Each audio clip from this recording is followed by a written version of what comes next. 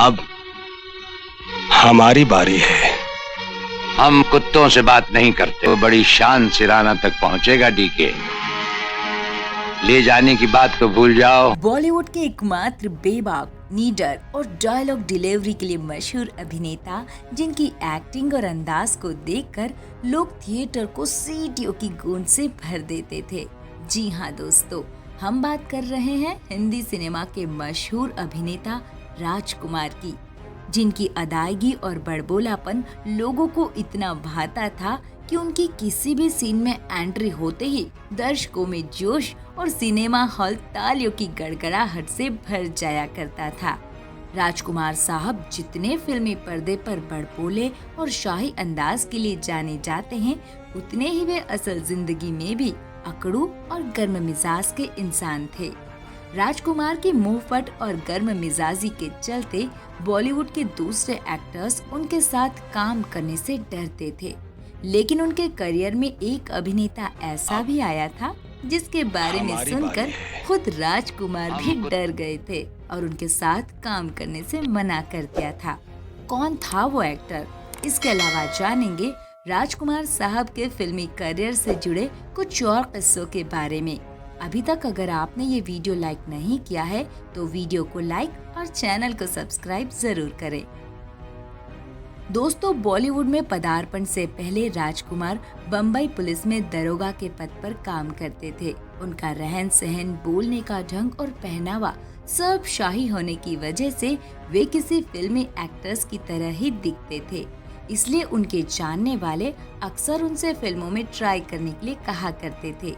लेकिन दोस्तों, यहाँ मजे की बात तो ये है कि राजकुमार को बॉलीवुड में आने से पहले तक फिल्मों के बारे में कुछ पता नहीं था, क्योंकि वे कभी फिल्में देखते ही नहीं थे और न ही उन्हें फिल्में देखने का कोई तो शौक हम था। तुम्हें ऐसी मौत मारेंगे। लेकिन एक बार उनके आने वाली अली नाम के पड़ोसी ने उनकी मुलाकात उस दौर के मशहूर फिल्म डायरेक्टर केवी लाल से कराई। केवी लाल को राजकुमार के बोलने का अंदाज बेहद पसंद आया।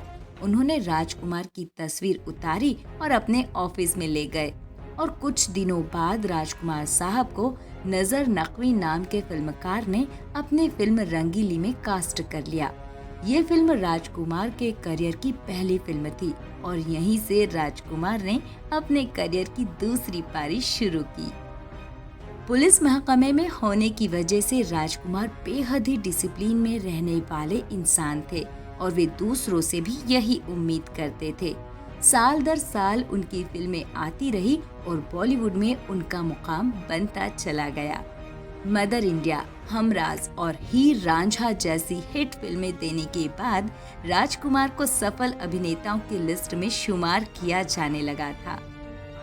लेकिन राजकुमार अपने जीवन में उसूलों के बहुत ही पक्के इंसान थे। वे परिस्थितियों से समझौता नहीं करते थे। उनके करियर का वो दौर जब उनकी फिल्में फ्लॉप हो रही थी, लेकिन फिर भी उन्होंने अपनी फीस 1 लाख रुपए बढ़ा दी थी।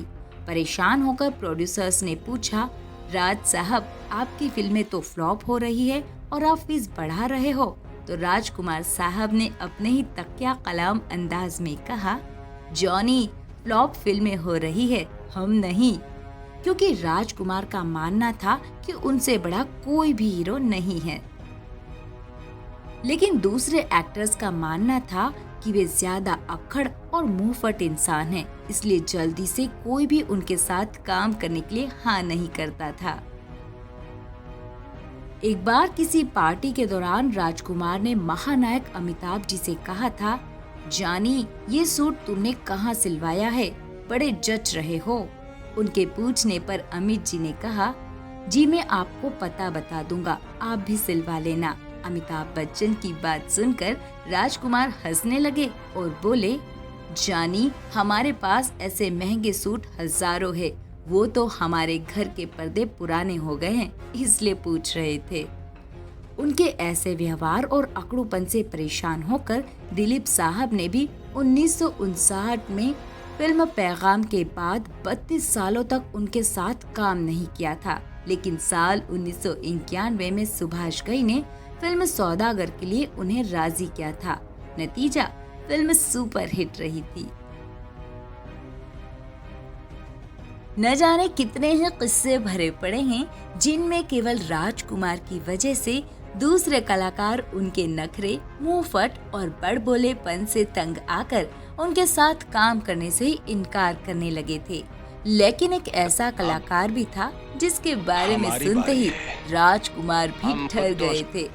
दरअसल फिल्मकार मेहुल कुमार अपने फिल्म तिरंगा के लिए कलाकारों को कास्ट कर रहे थे। तब उन्होंने राजकुमार को अपनी फिल्म के लिए साइन करने के लिए सोचा।